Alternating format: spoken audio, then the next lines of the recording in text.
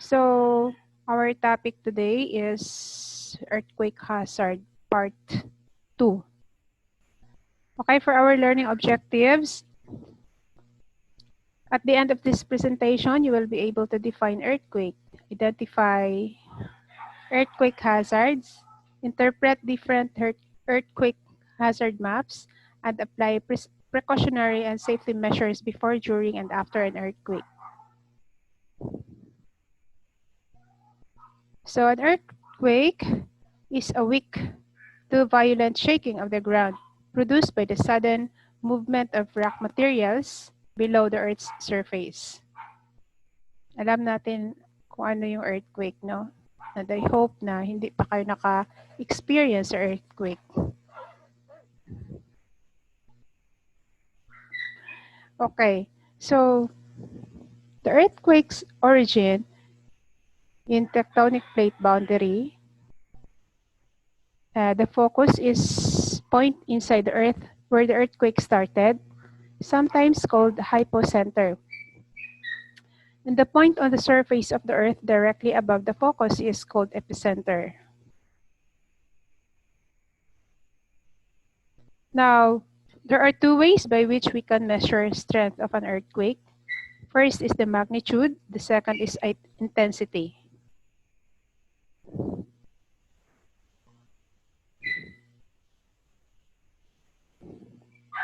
So what is magnitude? So this is proportional to the energy released by an earthquake at the focus.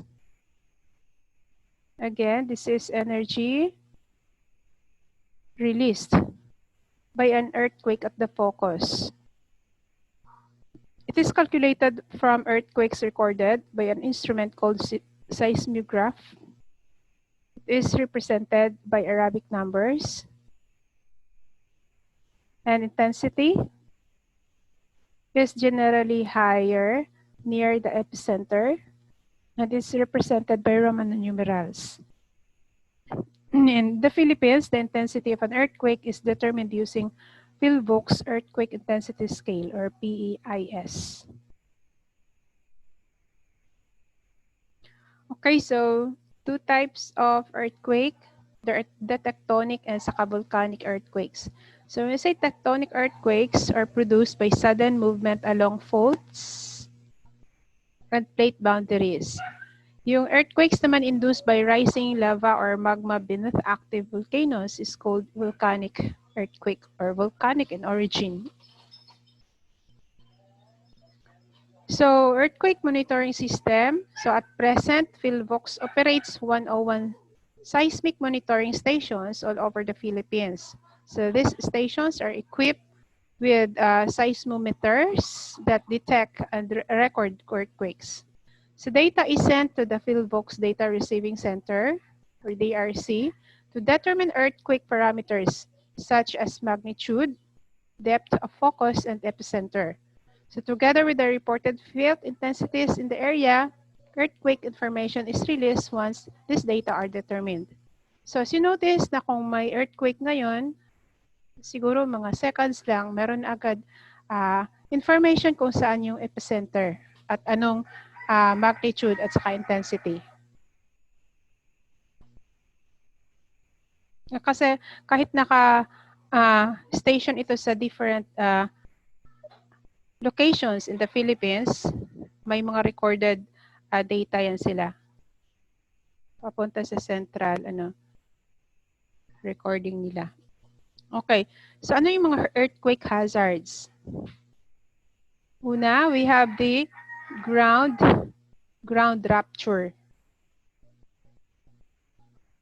So this is the formation of the ground that marks the intersections of the fault with Earth's surface. So ano yung effects? No? Fissuring, displacement of the ground due to movement of the fault. So sa picture na to, itong portion na to, no, merong may bumaba na portion ng land.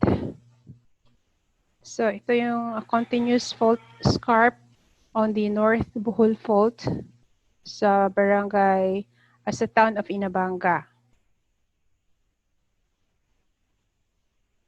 So another, we have the ground shaking. So alam natin ito. So disruptive up, down, and sideways vibration of the ground during earthquake.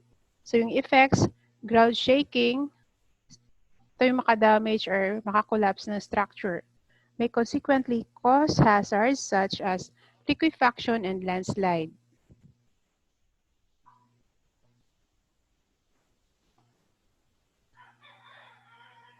Okay. Next, liquefaction. So, phenomenon wherein sediments, especially near bodies of water, behave like liquid, similar to a quicksand. No? Yung effects naman, sinking and tilting of structures above it, and sand boil and fissuring.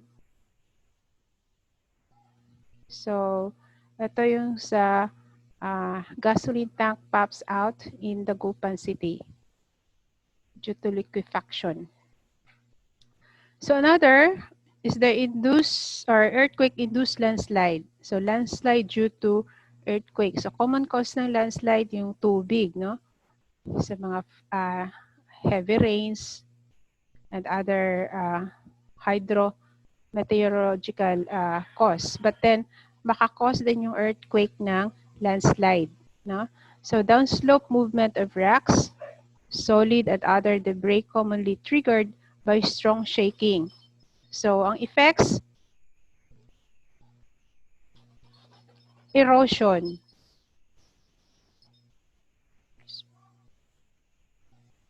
burial, blockage of roads and rivers. Next is tsunami, no? Earthquake hazard. Ito yung series of waves caused commonly by earthquake under the sea. Yung effects, flooding, coastal erosion, drowning of people, and damage of properties. Okay, next part, actually yun ang first part. Second part, itong earthquake hazard maps. So the country's risk to earthquake hazard is best presented in the form of earthquake hazard maps. So in this module, 3 earthquake maps are presented. Yung earthquake risk map showing provinces at risk to earthquake, and a map showing areas in the country which are at risk to earthquake-induced landslide, and map showing areas at risk to tsunami. So tatlo, no? Risk na earthquake, landslide due to earthquake, and tsunami due to earthquake. Okay, so the maps are color-coded for easy interpretation. Red is used to interpret areas at high risk, orange for medium risk, yellow for low risk, and white for no risk.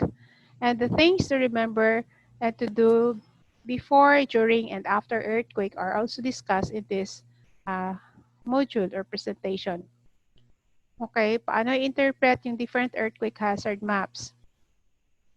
Una, the concept of vulnerability and risk to environmental disasters, coupled with its geographic and spatial perspective, gives us meaningful and useful insights. In particular, vulnerability and risk mapping assist in spatial analysis towards the formulation of more effective ways to respond in terms of policy and decision making, as well as strategizing adaptation and mitigation at various scales. So sa risk maps, in general, may aid in identifying areas where further both important and urgent. Strengthening of the framework about risk, wherein risk is hazard times exposure multiplied by vulnerability, where R is equal to HEV. This is needed to more accurately portray actual risk conditions. So my techniques, including collateral hazards, varied exposed elements, and multiple vulnerability indicator in the framework of analysis. So moreover, we have national scale mapping. This reveals trends and themes across categories that may potentially be correlated. Okay, So can also include comprehensive studies to establish if such correlations do exist and how these connections influence vulnerability and risk. Okay, so may 3 maps tayo. Okay, so map showing places in the country where at risk to earthquakes. Another map showing the places in the country which are at risk to earthquake-induced shallow landslide. And third, yung map at risk to tsunamis. Okay. So ito yung sa risk to earthquake. Okay, we have top 10 provinces that are risk to earthquakes. So sana wala kayo dito nakatira, no? Surigao del Norte, La Union, Benguet, Pangasinan, Pampanga, Tarlac, Ifugao, Davao Oriental, Nueva Ecija, and Nueva Vizcaya. Okay. So while meron din sa Surigao del Sur at Davao Oriental, mga earthquake hazards din ito due to Philippine Trench and nearby active faults. Frequency of shallow left lateral strike slip earthquakes in Nueva Ecija, Eastern Pangasinan, Benguet, and La Union can be attributed to its location along Philippine Fault Zone. However, Ifugao, despite having less earthquake occurrences, is at risk because of its very high vulnerability to disasters. Location ng Ifugao.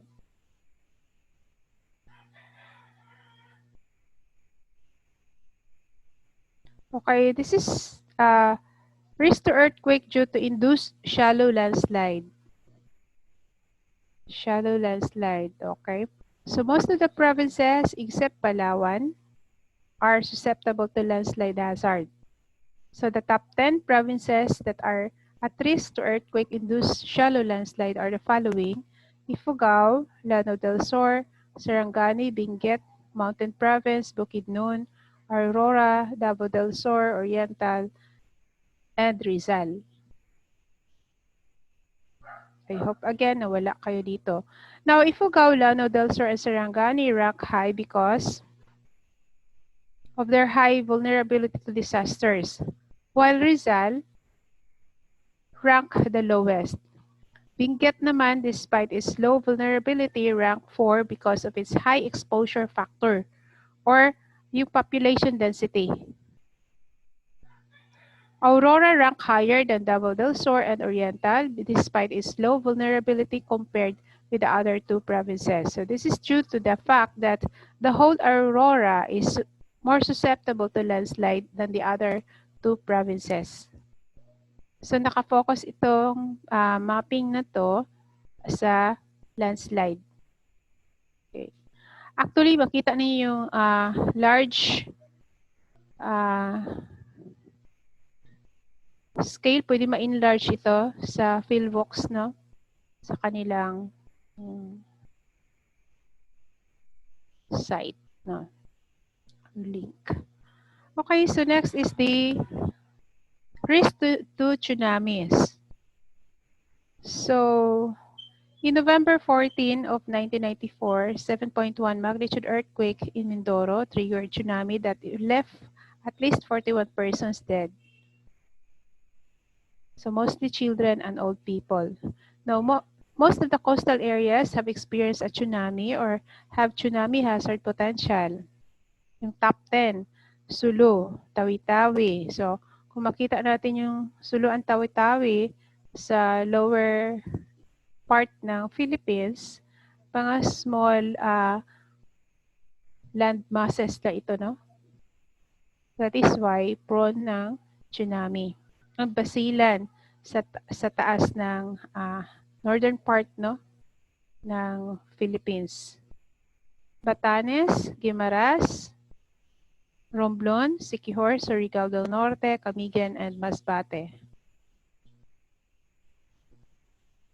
Sulu and Tawi-Tawi took the top 2 ranked because of their high potential for tsunami, owing to their location between two nearby trenches, namely Sulut Trench and Cotabato Trench. Moreover, both provinces are also densely populated and have very high vulnerability. Similarly, most areas in Basilan and Romblon are at high risk, especially because they have been previously affected by tsunami.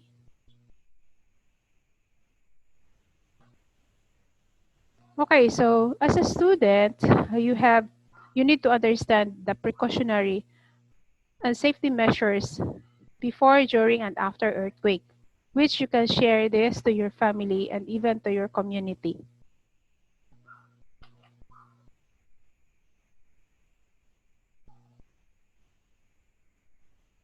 Okay. So below are the things to remember and do before an earthquake. Anong gagawin niyo before? So, ibig sabihin ngayon, kung walang earthquake ngayon, gawin na natin, no? So make sure you have fire extinguisher, first aid kit, a battery-powered radio, a flashlight, and extra batteries at home. And then, learn first aid. Study kayo ng first aid. Learn how to turn off gas, water, and electricity in your home. Make up a plan of where to meet your family after an earthquake. So again, plan of where to meet. So meron kayong common place na pupuntahan after an earthquake para doon kayo kung baga kung 5 family members kayo, i-check niyo kung kompleto kayo doon, no? Para kung meron man missing, so mahanapan agad ng paraan at matulungan. Now, don't leave heavy objects on shelves. Sa ngayon pa lang, wag na kayong maglagay ng mga heavy objects sa taas ng cabinets, no? Para kung may earthquake, wala na tayong hindi na tayo matakot, no? Mahulog yung yung mga heavy objects na na-locate doon sa taas. Anchor heavy furniture, cupboards, and appliances to the walls or floor. Learn the earthquake plan at your school or workplace.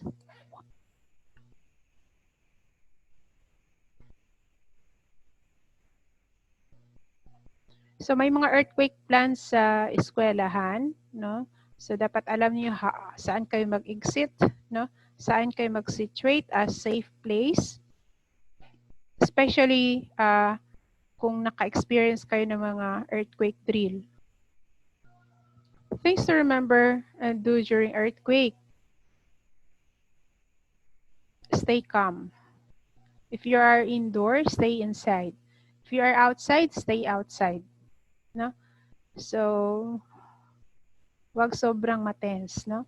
If you are indoors, stand against a wall near the center of the building, stand in a doorway, or crawl under heavy furniture, a desk, or a table. Stay away from windows and outside doors. Of course, you stay away from the pareho yung mga glass windows, glass doors, no? Baka ma-break yung glass na yun at matamaan kayo. So if you are outdoor, stay in the open away from power lines, away from anything that might fall, and stay away from buildings. Kasi pwedeng mag-collapse yung building na yun, no? And don't use matches, candles, or any flame. Broken lines and fire don't mix. If you are in a car, stop the car and stay inside the car until the earthquake stops. Make sure naman yung kung saan kayo magstay inside the car, make sure na safe doon, no? Especially walang poste na pwedeng mag-fall, no? And don't use elevators kung nasa building kayo. They'll probably get struck anyway. Especially pag mawala ng electricity. And after an earthquake, you check yourself and others for injuries. Provide first aid for anyone who needs it. Check water, gas, electric lines for damage. If any are damaged, shut off the valves. Check for smell of gas. So if you smell it, open all windows para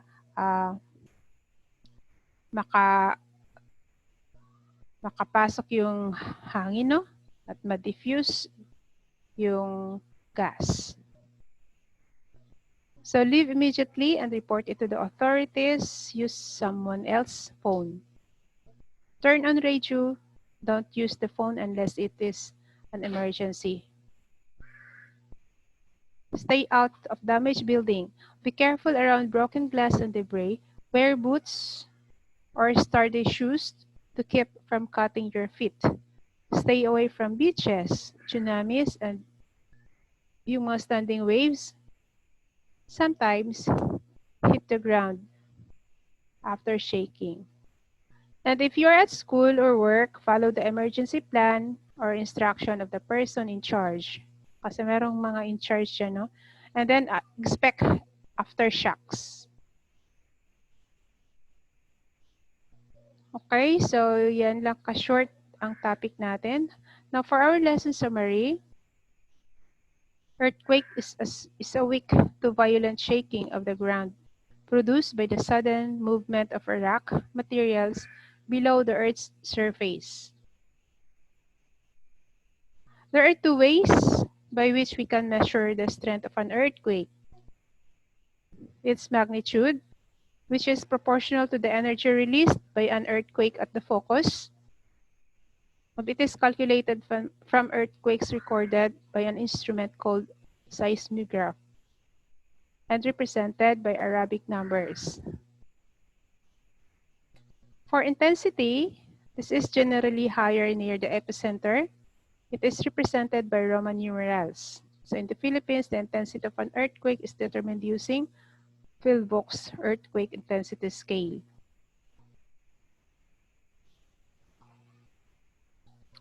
So ano yung mga hazards due to earthquake?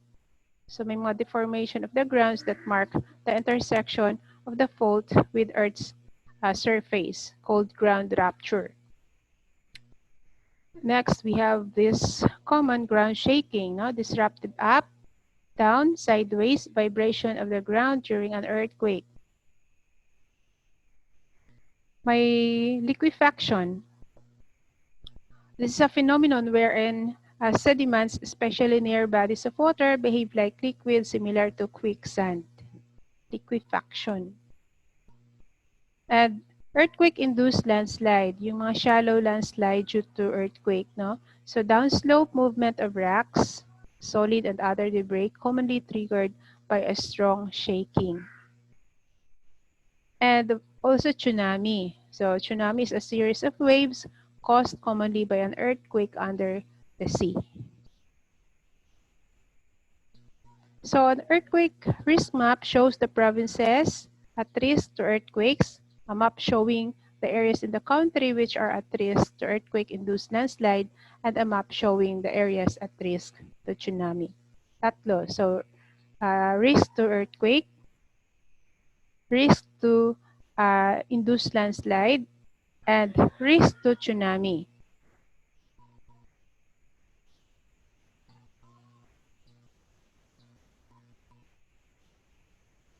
Okay, so sa mapa, may mga color coding yan for easy interpretation. And pwede kayo mag-login sa, okay, punta kayo sa Philvox, no, sa kanilang site, no. Tapos may mga mapa doon na ma-enlarge ninyo. Pwede niyo i-enlarge para makita kung ano yung mga lugar na yun, no. Yung mga risk ng landslide, risk ng tsunami, and earthquake. So yung red na color sa mapa used to represent areas at high risk. Orange naman for medium risk, yellow for low risk, and white for no risk. And as a student in the RRR, you need to understand the precautionary and safety measures before, during, and after the earthquake, which you can share this to your family and to your community. So, yung mission ninyo is to be safe. Dapat safe kayo, safety yung family, and kung pwedeng makakatulong kayo sa community during disaster like this. So, be there for people in their moments of vulnerability. Marami kayong malalaman sa DRRR, hindi lang ito. So, huwag niyo yung itago, no? Dapat i-apply niyo yan sa mga daily activities niyo, daily life niyo. That's all for today. I would like to say thank you so much for your attendance.